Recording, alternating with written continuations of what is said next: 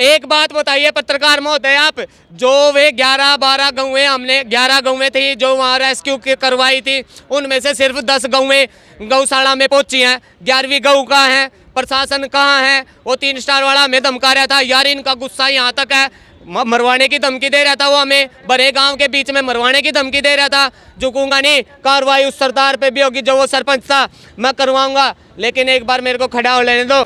जैसे हम डीसी साहब से मिले, हमने डीसी साहब को दी, डीसी साहब ने थोड़ी पढ़ी, तो डीसी साहब ने पढ़ी तो बोला बच्चा कोई नहीं तुम्हारा काम हो जाएगा। तो हमने बोला ठीक है सर, आप हमारे को एक रसीद दीजिए। तो उन्होंने बोला रसीद अभी पाड़ू इसको, अभी इनको बाहर निकालो इसको, ऐसे बोले। हम उनके बच्चे समान हैं, अगर अपने बच्चों से ऐसे बोलेगा तो अच्छी बात थोड़ी है। इतने बड़े अधिकारी हैं, उनको शोभा थोड़ी देता है बोलना। और डीसी साहब मारता नू करे तेरा गया पाड़ का फेंकूंगे पर्चे नहीं ना। धन्यवाद भीमराव अंबेडकर साहब जी, जो आपने इतना तगड़ा संविधान बनाया जहां डीसी तक किसी गौ माता की पुकार को नहीं सुन रहा। एक गौ माता जो बेचारी बोल नहीं सकती, अगर हमारे जैसे उनकी आवाज़ को उठाते हैं यार, उनकी आवाज़ को भी नहीं सुना जा रहा। आत्महत्या कर लूँगा, भूखा बैठ जाऊँगा कहीं हड़ताल पर, संभल जो, मैं नहीं किसी ने मानता। मेरे लिए सर्वोपरि गौ माता है और गौ माता के लिए जीऊँगा और मरूँगा, जीऊँगा भी और मरूँगा भी। डीसी साहब ने मेरी कोई सुनवाई नहीं करी, कुछ भी नहीं भाई। कल ना झूठे केस लगेंगे, मैंने पता है। कल ना मैं किसी CIA के द्वारा बिठवाया जा सकूं या किसी और प्रशासन के द्वारा भी किसी झूठे केस में बिठाया जा सकूं। आज तक मेरा कोई पुलिस रिकॉर्ड नहीं है, आज तक मेरा कोई पुलिस रिकॉर्ड नहीं है, लेकिन कल ना मेरे ऊपर झूठे आरोप लगेंगे। ठीक है जी, भाई हमको नहीं मरते, हम मर गए तो इस आंदोलन न चला होगा कौन? अगर हम मर गए तो इस आंदोलन न चला होगा कौन? हम खड़े हैं भाई, हम खड़े हैं भाई, आइए रे भाई, हम खड़े हैं 5-7 जने। आंदोलन चला दिया तो रुकते नहीं भाई। इनके खिलाफ क्यों ना कार्रवाई हो? क्या गौ माता सिर्फ मेरी है, तुम्हारी नहीं है? क्या गौ माता सिर्फ मेरी है? कोई इसकी आवाज उठाने वाला नहीं है। मैं खाऊंगा गोली। आज डीजी साहब नहीं सुन रहा, कोई MP नहीं सुन रहा। मुख्यमंत्री ने योजना चला दी, 60,000 गौएं अंदर होंगी। कहाँ प्रचार है गौ माता का? कहाँ प्रचार है? जो 60,000 गौ माताएं आपके सामने ऑन कैमरा फोन मिलाता हूँ, जिसका मैं नंबर दे रखा, मिलाइए भाई नंबर उसका। नमस्कार, मैं हूँ आपके साथ अभिमन्यु शर्मा।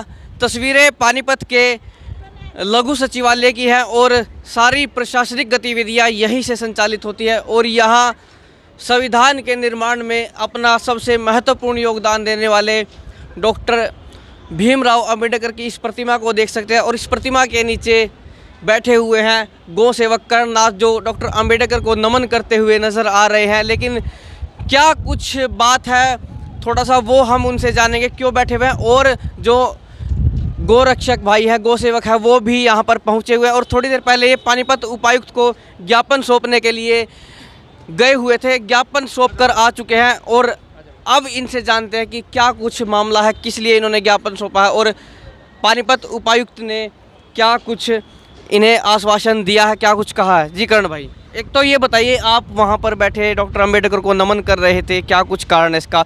अंबेडकर के काफ़ी बड़े आप अनुयायी लगते हैं। अनुयायी तो हूँ जी मैं, लेकिन गात में जो आग लगेगा है ना, वह गात में आग इतनी लग रही है कि कल ना मैं किसी CIA के द्वारा बिठवाया जा सकूं या किसी और प्रशासन के द्वारा भी किसी झूठे केस में बिठाया जा सकूं। आज तक मेरा कोई पुलिस रिकॉर्ड नहीं है, आज तक मेरा कोई पुलिस रिकॉर्ड नहीं है, लेकिन कल ना मेरे ऊपर झूठे आरोप लगेंगे। क्यों? मैं चले हूँ अपनी गौ माता के लिए और चलूँगा। डीसी साहब से ज्ञापन सौंपने की मैंने 4-5 दिन पहले की तैयारी करी थी। हम 20-25 आदमी दिहाड़ी छोड़ कर भी आ रहे, कम से कम एक आदमी 1000-1500 रुपये कमा रहा होगा, 50,000 रुपये का हम खर्चा कर रहे। और डीसी साहब मारता नू करे तेरा पाड़ का फेंकूंगे पर्चे नहीं ना। रसीद मांगने पर हमें कोई रसीद नहीं मिली, कुछ नहीं मिला, कोई हमें संतुष्टि नहीं हुई। गौ माता ऐसे ही धक्के खाएगी। धन्यवाद भीमराव अंबेडकर साहब जी, जो आपने इतना तगड़ा संविधान बनाया जहां डीसी तक किसी गौ माता की पुकार को नहीं सुन रहा। एक गौ माता जो बेचारी बोल नहीं सकती, अगर हमारे जैसे उनकी आवाज़ को उठाते हैं यार, उनकी आवाज़ को भी नहीं सुना जा रहा। आत्महत्या कर लूँगा, भूखा बैठ जाऊँगा कहीं हड़ताल पर, संभल जो, मैं नहीं किसी ने मानता। मेरे लिए सर्वोपरि गौ माता है और गौ माता के लिए जीऊँगा और मरूँगा, जीऊँगा भी और मरूँगा भी। डीसी साहब ने मेरी कोई सुनवाई नहीं करी, कुछ भी नहीं भाई। कल ना झूठे केस लगेंगे, मैंने पता है। कर्ण भाई, आप कोई त्रिकालदर्शी है, भविष्यवक्ता, आप पहले ही बता देते हैं, आप संभावनाएं जता देते हैं कि मेरे साथ ये होगा, इसका कारण क्या है? सरकार ऐसी है जी, सरकार ऐसी है और क्या करेंगे। जो गौ माता की आवाज उठा रहा है उसको ऐसे उठा के अंदर डाला जाएगा। सरकार का तो काम ही यही है। और आज कोई अपनी मनमर्जी चल रही है। मैं बीजेपी अध्यक्ष से मिला था पानीपत, दुष्यंत भट्ट जी से, उन्होंने सांत्वना दी थी डीसी साहब से मीटिंग कराएंगे, फोन कराया, फोन नहीं उठाते। मैं पहुंचा आज अपने 2-4 भाइयों ने लेकर, चलो यार शांति प्रिय तरीके से काम कर लेंगे यार, शायद डीसी साहब हमारी सुन ले। वहाँ भी सुनवाई नहीं हुई। कल ना कोई आंदोलन करेंगे, फिर ठाका घेरेंगे यार तो हमने किसकी परमिशन ली। कल न करना, जब अनशन पर बैठेगा है ना गौ माता के लिए, जब अनशन पर बैठेगा, जब नू कहेंगे यार तू तो संविधान से बाहर काम कर रहा है। धन्यवाद जी, धन्यवाद, धन्यवाद। संविधान का दुरुपयोग, एक गौ माता जिसकी हजारों लाखों एकड़ धरतियाँ हमारे बड़ों ने छोड़ रखी हैं, हमारे बड़ों ने, हमारे दादा परदादाओं ने छोड़ रखे, उस पर अवैध कब्जे करवा रखे। आज गौ माता, कोई तो गौ माता के अंदर खाल के अंदर भूसा भर रहा है, कोई सिर्फ इसलिए उनको कैद कर देता है। 11-12 गौ माताएं हम मोहम्मदपुर में रेस्क्यू करके आए थे, जिनको 1 हफ्ते से कोई पानी नहीं, कोई खाना नहीं था। कोई गौ माताओं को गौशालाओं में रख के उसको जिंदा जी बुगले उसको खा रहे हैं। घायल बीमार पे जो गौशालाएं खुल रही हैं, 1-1 फुट कीचड़ के अंदर, 1-1 फुट कीचड़ के अंदर गौ माताएं खड़ी हैं, छोटे छोटे गौवंश खड़े हैं। जो गौ माता 3 पैरों पर हैं वे खड़ी हैं, इनके खिलाफ क्यों ना कार्रवाई हो? क्या गौ माता सिर्फ मेरी है, तुम्हारी नहीं है? क्या गौ माता सिर्फ मेरी है? कोई इसकी आवाज उठाने वाला नहीं है। मैं खाऊंगा गोली, मैं खाऊंगा गोली। आज डीसी साहब नहीं सुन रहा, कोई एमपी नहीं सुन रहा। मुख्यमंत्री ने योजना चला दी, 60,000 गौवें अंदर होंगी। कहाँ प्रचार है, कहाँ प्रचार है गौ माता का? कहाँ प्रचार है? जो 60,000 गौ माताएं आपके सामने ऑन कैमरा फोन मिलाता हूँ, जिसका मैं नंबर दे रखा, मिलाइए भाई नंबर उसका। एक बार अपने ज्ञापन के विषय बताइए, ज्ञापन किस चीज? ज्ञापन का विषय जी, ज्ञापन का विषय यही था हमारा, गौ माताओं को न्याय मिलना चाहिए। हमने ये तक कह दिया था, हमारे ज्ञापन में लिखा हुआ है भाई हम फ्री ऑफ कॉस्ट गौ माता, हम अपने खर्चे से गौ माताओं को गौशाला तक पहुँचाएंगे। अपनी गौ माता को फ्री ऑफ कॉस्ट अपने खर्चे से गौशाला तक पहुंचाएंगे। हमें सिर्फ उन गौशालाओं के नाम दीजिए जिसमें हम अपनी गौ माताओं को सुरक्षित पहुंचा सके। और हमने ये भी आश्वासन लिख रखा है, जितना हम पे होगा हम दान भी देंगे।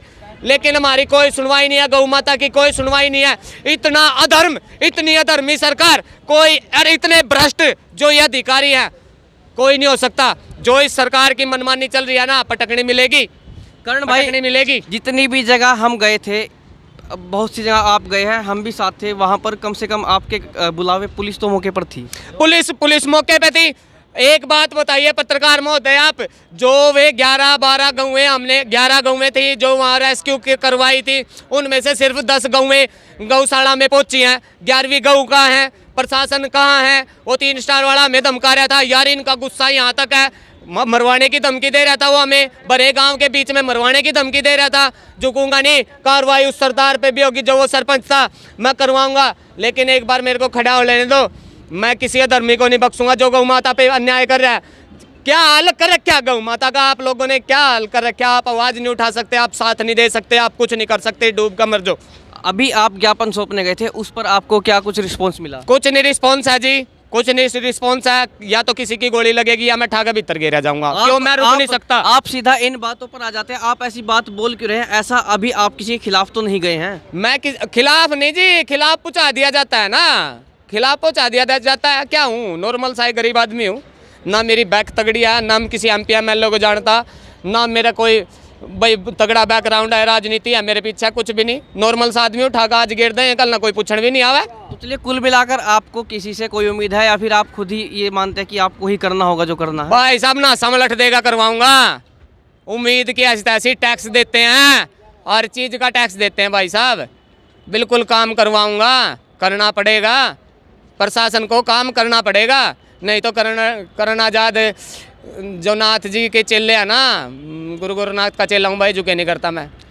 चलिए, विषय ये था कि ज्ञापन सौंपने गए हैं ये, और वहाँ की और पानीपत उपायुक्त से मिले, देवा भी वहाँ पर साथ में थे। सभी भाइयों को जय श्री राम, जय गौ माता की जी।